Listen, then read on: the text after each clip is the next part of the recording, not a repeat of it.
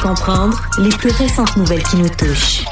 Alexandre, notre regard se porte vers l'international pour commencer, parce que ça a été une troisième nuit d'affrontement, encore une fois, où il y a eu des bombardements en Iran. Ouais, les matins se suivent et se ressemblent. Alex, je vais encore vous parler de ce qui se passe au détroit d'Ormuz. Très peu d'informations, encore une fois, sur ce qui va arriver, mais il y a eu de nouveau une escalade. On parle de missiles de croisière iraniens qui seraient venus frapper plusieurs pétroliers depuis hier. 2 pétroliers différents qui appartiendraient aux Émirats arabes unis. Évidemment, les Émirats arabes sont en colère, sont furieux, complètement furieux. Ils ont menacé d'avoir toutes sortes de répliques aujourd'hui à nouveau contre l'Iran. On a aussi les ambassadeurs de l'Inde qui se sont mis en colère contre l'Iran parce que une des personnes qui serait décédée à l'intérieur du pétrolier serait quelqu'un d'origine indienne. Il y a aussi 8 autres personnes qui sont blessées, 4 grièvement. 6 de ces personnes sont également d'origine indienne, 2 d'origine ukrainienne. Et là, ça s'active, les téléphones qui sonnent partout dans les ambassades, on va se comprendre, et qui promettent de répliquer d'une manière ou d'une autre. Déjà hier, les États-Unis, par la voix de Donald Trump, ont dit qu'ils allaient rétablir cette espèce de blocus naval qu'ils avaient imposé à l'Iran. Fait qu'on est de retour encore une fois à la case départ, mais pas juste ça. M. Trump a ajouté une petite couche. Il a dit, écoutez, nous on va en escorter des pétroliers et des bateaux qui veulent passer, mais pour un petit 20% de paiement. Fait que là, c'est plus les Iraniens qui veulent faire payer, c'est les Américains qui veulent faire payer pour passer dans le détroit, promettent de répliquer contre l'Iran. De quelle manière? On sait toujours pas, mais là, le flou est de plus en plus présent. Pendant ce temps-là, M. Trump hallucine une baisse du prix de l'essence, dit sur Truth Social, le prix de l'essence baisse, tout va baisser, tout va bien en ce moment, alors que les marchés vont complètement dans l'autre sens. Je sais plus quoi faire avec ça, Alex, sincèrement. On aucune idée de ce qui va se passer aujourd'hui autour du détroit d'Ormuz. Qui va imposer une taxe? Qui va répliquer? Qui va se bombarder? Mystère et boule de gomme. Bon, mais il faut s'attarder à la déclaration que tu viens de nous décrire du président américain. En fait, c'est quasiment Donald Corleone, tu sais, qui décide d'imposer un pizzo, tu sais, qui décide, moi, ça va être 20% si vous voulez passer. Et ça va tellement à l'encontre de la libre navigation sur ce type de plan, de voie navigable. Ça va même à l'encontre. Écoutez, il y a quelques jours à peine, Marco Rubio, secrétaire d'État américain, disait exactement le contraire de ce que le président nous a dit au cours des dernières heures. Marco Rubio, il déchirait sa chemise sur la place publique en disant, voyons donc, ça n'a aucun sens que l'Iran veuille imposer un péage sur le détroit d'Ormuz. Ça fait partie de la libre navigation d'un principe fondamental. Tu sais, il était offusqué, là. Là, t'as Donald Corleone qui arrive, qui dit, non, ça va être 10 fois plus, ça va être 20%. Oui. Alors, après ça, on regarde ça, nous autres, de ce côté-ci. Après ça, faut pas se demander pourquoi c'est pas réglable, ce conflit-là, parce que t'as des déclarations de part et d'autre complètement farfelues. Après ça, oubliez ça, là. Une désescalade, là, c'est même le contraire qui est en train de se produire. On se bombarde de part et d'autre. On bombarde les positions stratégiques américaines dans les pays limitrophes. Alors, on est très loin d'une désescalade. Donald Trump, le président américain, aura beau dire, oui, je crois toujours à un règlement. C'est pas demain la veille, là. Et on le sent dans les marchés boursiers. Le prix du baril de pétrole a flambé d'à peu près 10%. On verra bien ce que la journée nous réserve aujourd'hui. Et si vous partez en vacances dans les prochains jours, là, oubliez ça, là. Une baisse du prix là à la pompe, oubliez ça. En m'en venant ce matin, je regardais, on est à peu près encore autour d'une 80 sur l'île de Montréal. Ouais. T'as fait du déni? J'ai pas regardé. T'as fait le plein yeux fermés? Oui. T'as pas mis du diesel dans ta vieille calèche toujours, non? Ça, j'ai mis du suprême. Et du suprême? Ouais, Regardez parce que là, ton plein d'essence va valoir plus que ton char. C'est surtout tellement absurde, Alex. Tu le résumais tellement bien, la position de Marco Rubio là-dessus, puis les négociations, essentiellement, depuis le début, l'Iran arrête pas de marteler que eux, ils vont imposer un tarif, peu importe qu'il n'y aura jamais de retour à la normale de ce que c'était avant qu'il y ait des attaques sur l'Iran. Je veux dire, comment tu veux négocier ça si après ça, Donald Trump lui-même dit non, il va nous avoir un tarif, mais pas vous, nous. Ben, tu peux pas leur interdire de faire ça si toi-même t'as l'intention d'imposer la même chose. Je comprends pas comment c'est possible de régler ce différend-là. Et j'ai aucune idée où on s'en va avec le conflit. Parlant d'absurdité, Et c'est à la une du journal, la suite du fameux dossier du trafic éternel. Hier, honnêtement, la tribune téléphonique était en feu. C'est le fun, on va refaire ça. On dirait une mauvaise chanson de La Belle et la Bête. Hein? Oui, c'est vrai. Le trafic éternel. Mais là, en une, ce matin, c'est un autre chantier inutile qui sème la colère. Parce que ça, c'est un autre problème. Des fois, on nous met des cônes, là, puis il se passe pas grand-chose. Pourtant, les conséquences de ça, on les vit. Puis pas juste sur l'île, là. C'est en périphérie aussi. Ouais, Anouk Lebel du Journal de Montréal qui s'est rendu là, entre Mascouche et Terrebonne pour parler d'un chantier qui attire la colère, là, comme tu le dis. 70 énormes gros cônes orange. Les TRV7, si vous n'étiez pas au courant, c'est comme le format extra large là, de cônes. Il y en a 70 là, sur 750 mètres qui passent sur le chemin des Anglais, qui est donc entre les deux municipalités. Donc on voit les images là, ici. Longue file de cônes pour quelques mètres de chantier. 750 mètres de cône, quelques mètres de chantier. Et là, c'est pour ça que les gens sont frustrés, disent que ça prend comme toute une voie, que le trafic à l'heure de pointe, ça ressemble au centre-ville de Montréal, tellement il y a des gens qui se klaxonnent, qui font la file, qui sont écœurés, qui ont de la misère à tourner à certaines intersections. On voit ici, là, la longue file qui passe parce que toute la voie à droite est complètement occupée par les cônes.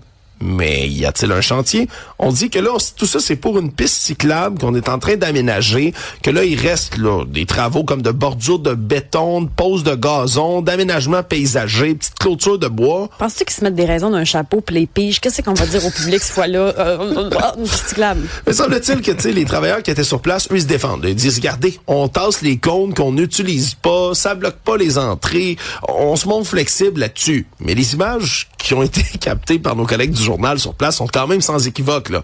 Il n'y avait pas des travaux sur 750 mètres de long, c'est certain.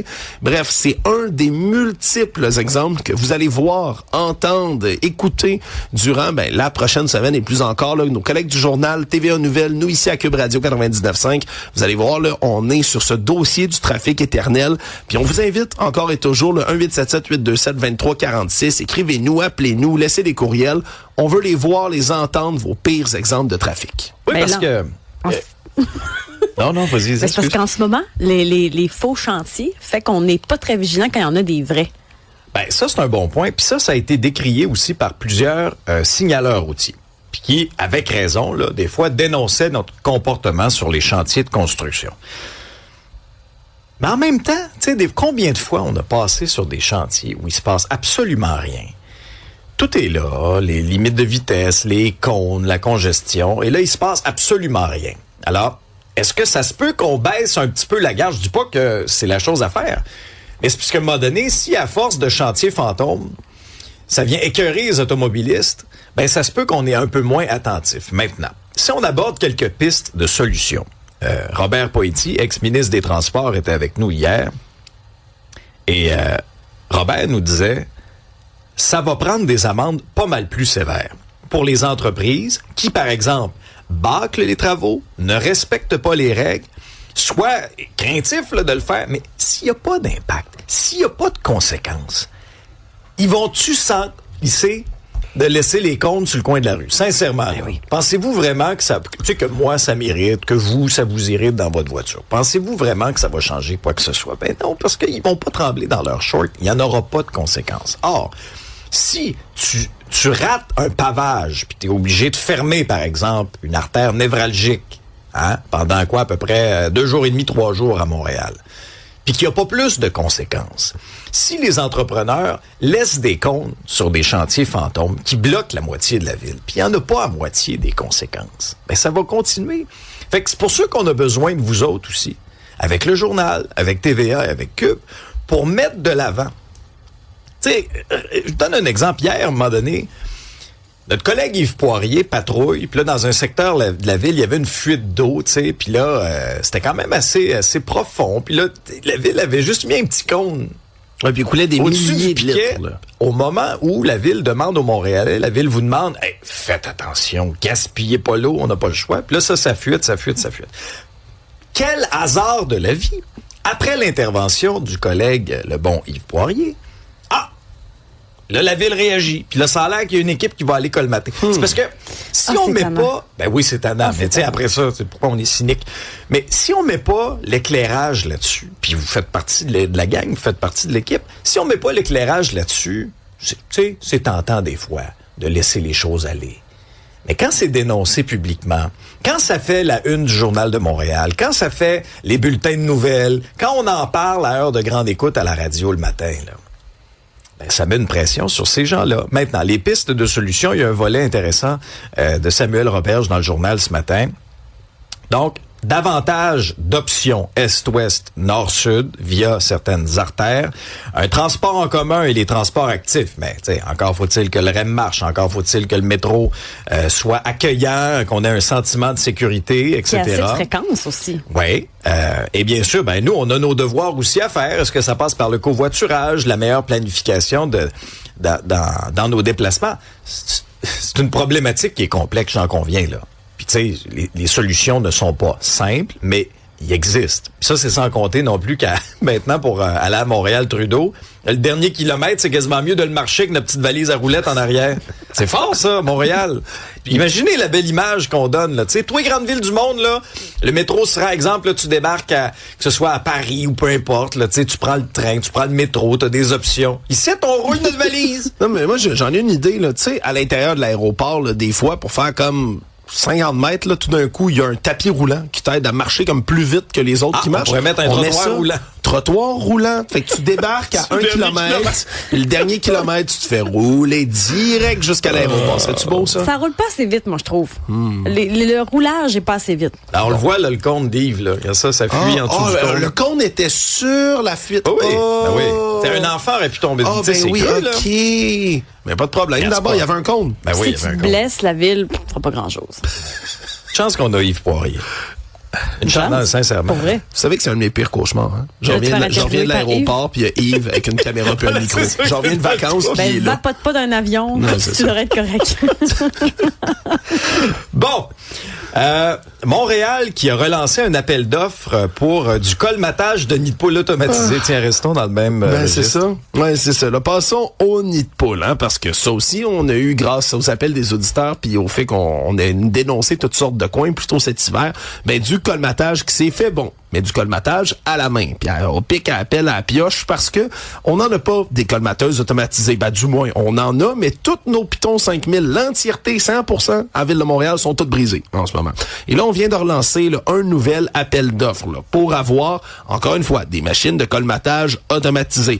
Et là, ce qu'on demande, là, on a comme resserré de beaucoup là, les critères, là, plus de critères dans cet appel d'offres qui va être fait. Là. On demande, entre autres, ben, un meilleur suivi des opérations sur le terrain. Là. Par exemple, on va mettre des dispositifs GPS à l'air sur l'ensemble des véhicules, avec même une balance qui mesure en temps réel combien d'enrobés, là, combien de cette mixture de chaussées-là on va utiliser. Après ça, on veut que tous les équipements soient utilisables dans des conditions hivernales. Parce que là, le dernier appel d'offres qu'on avait fait, là, on disait, faut que les machines se soient utilisables quand il fait 5 degrés, à peu près. Là, on demande ça aille jusqu'à moins 10 degrés Celsius. Le problème, c'est que le seul fournisseur qu'on avait eu dans le dernier appel d'offres, mais lui, ça avait pas marché parce que eux disaient, ouais, nous, on peut pas utiliser ça à 5 degrés. Fait que là, à moins 10, ça risque d'être encore pire parce que c'est le genre de machine qui, on appelle ça une colmateuse par injection. Ça comme lance une espèce de spray qui est un mélange là, de petites gouttelettes de bitume puis de petites gouttelettes d'eau. Ça vient colmater. Le problème, c'est que quand il fait bien froid, l'eau va geler avant que le mélange ait le temps de prendre. Et là, ben, il va falloir recommencer un peu plus tard parce que ça aura pas pris comme du monde. Donc, combien de gens vont répondre à l'appel d'offres? Est-ce qu'il y a des compagnies qui sont capables de garantir ça? Ben, il n'y a rien qui est certain pour l'instant. Je rappelle que selon une comptabilisation dans la presse, eux disent là, que cette année, les 6 premiers mois de 2026, là, au 3-1-1, 17 800 signalements qui ont été faits à la ville. L'an passé, en 2025, au complet, c'était 12 000. Et que ça promet pour le reste de l'année. Est-ce qu'on va réussir à avoir nos colmateuses d'ici l'hiver? À suivre. Et tu parles de l'hiver. Ça, c'est quand même assez fascinant, là. Et on dirait qu'un peu comme le REM, on oublie qu'il y a un hiver au Québec. Puis souvent avec les variations de température, tu sais, c'est pas rare, là, combien de fois, là, cet hiver, là, on a, tu sais, Mario, ça lui est arrivé, il avait éclaté ses pneus, du P.O. Zappa aussi. Oui, P.O. Zappa aussi. Il y a plein, ça vous La est peut-être mairesse. arrivé aussi. Ah oui, la mairesse avait éclaté 2 de ses pneus, tu sais, en plein hiver. On dirait qu'on oublie qu'il y a 4 saisons au Québec. C'est quand même hallucinant. Scène culturelle, Isabelle, ben là, il y a eu toutes sortes de rumeurs sur la toile en ce qui concerne l'état de santé d'Yvon Deschamps. Ben, il y en a plein qui disaient qu'il était hospitalisé, que ça se passait pas bien. On sait qu'Yvon Deschamps a 90 ans, donc plusieurs se sont inquiétés pour lui. Il a dû faire hier, c'est sa fondation qui a fait une publication sur les réseaux sociaux pour mentionner que c'était faux, pas vrai. La fondation Yvon Deschamps Centre-Sud, c'est ça qui est dommage, c'est que des fausses nouvelles, on en a vu passer abondamment. Mais là, dans ce cas-ci, c'est que ça inquiète les donateurs, les partenaires. Tu sais, eux autres amassent des gens pour de l'argent pour une cause. Donc, il y avait tout ça aussi derrière. Donc, ils ont mentionné qu'il allait très bien profiter de son été avec sa conjointe. Il n'y a pas d'inquiétude à y avoir. Il y a un spectacle qui s'en vient avec Ginette Renault aussi. Ça lui profitait en même temps de rappeler ce qui s'en vient pour la fondation. C'est vraiment gossant. Il y a toujours Meta qui fait rien par rapport à ça. On n'est pas protégé. Donc, on rappelle d'être vigilant. On le fait chaque fois. Mais plusieurs, quand on lit les commentaires, sont soulagés de savoir aussi qu'Yvon Deschamps va bien parce qu'on a eu de très mauvaises nouvelles chez nos artistes dans les derniers temps. Tu sais, le départ de Marc Messia fait mal, puis on veut les garder pour toujours. Donc, ce genre de mauvaises nouvelles que pour avoir des clics, je trouve ça quand même dégueulasse. Alors, c'est aberrant, ça, c'est aberrant. Bon, qui sur la messagerie, Isabelle, fait de l'agisme avec moi, là? Qui a écrit « Avez-vous 60 ans? » Ça va bien? Il n'y a pas de nom. Il s'est pas nommé. Il n'y a pas de nom.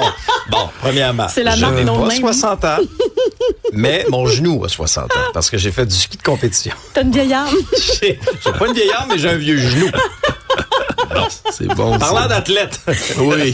Donnez-lui pas sa carte paddock avant le temps. Non, je suis bon pour 10 ans encore.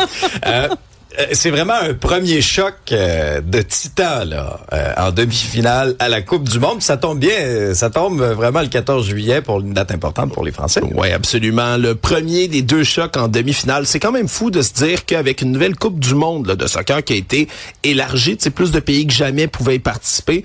C'est quand même le top 4, les 4 meilleures nations de foot sur la planète qui vont s'affronter en demi-finale. France-Espagne aujourd'hui, ça commence 15h à notre heure. C'est la meilleure offensive au monde contre la meilleure défensive au monde. Ça va être tout un choc. Les Espagnols ont laissé passer comme un but depuis le début de la Coupe du Monde. Et les Français, évidemment, avec Kylian Mbappé, qui est à la course pour le record là, du plus grand nombre de buts, qui est détenu par Lionel Messi, qui, lui, va être dans l'autre demi-finale qui va opposer demain 15h, Argentine-Angleterre. Ça va être assez intense. Merci. Là, on s'attend à ce que les partisans soient complètement fous dans les estrades du stade de Dallas aujourd'hui. Qui va l'emporter? T'sais, après ça, peu importe le favori que vous aimez, peu importe la combinaison qui se ramasse en finale de pays, ça va être une dinguerie, je vous le promets. Donc, 15h aujourd'hui à ne pas manquer.